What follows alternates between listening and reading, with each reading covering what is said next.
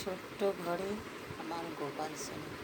আমার গোপাল সোনার দেখো আজকে খাবার দিয়েছি, বেশি কিছু দিতে পারিনি। আমি পরদিন সব কিছু দিতে পারি না, যখন যেমন আমার ঘরে থাকে আমি তেমন গোপাল সোনাকে।